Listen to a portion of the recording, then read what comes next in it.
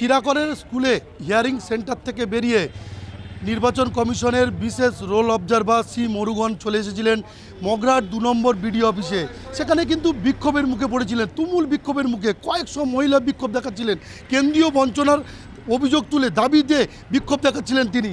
সেই সময় যখন বিডিও অফিস থেকে সি মরুগন বেরিয়ে আসেন, সেই সময় কিন্তু তার গাড়ির উপর কিন্তু চট থাপ্পড় মারা হয় এবং তার গাড়ির যে লক, সেই লক কিন্তু ভেঙে দেওয়া হয়েছে এবং বিক্ষোভকারীদের একাংশ তাকে টেনে বের করার চেষ্টা করেছে বলে এরকম অভিযোগ উঠেছে।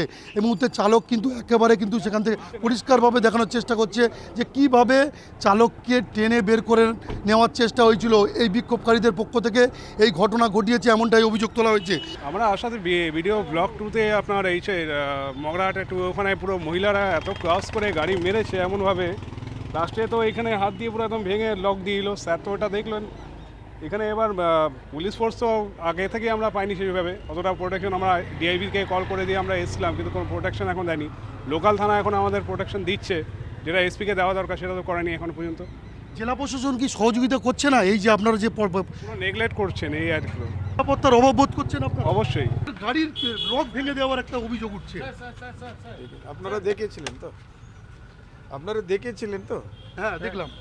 মানে কি বিক্ষোভকারীরা কি টেনে বের করার চেষ্টা করেছিল? স্যার, আপনার গাড়ির লক দেখা গেল ভাঙা, কি বলবেন? আপনারা দেখেছিলেন, আর কি বলবো? মানে আপনাদের এটা কি আমার বলার কিছু নাই। কি বের করে নেওয়ার চেষ্টা চলছিল কোনোভাবে? আমার বলার কিছু নেই। আমি ইলেকশন কমিশন নির্দেশে কাজ করতে এসেছি, আমি কাজ করে যাচ্ছি। তারপরে তো কি করেছে এটা তো আমি রিপোর্ট করবো।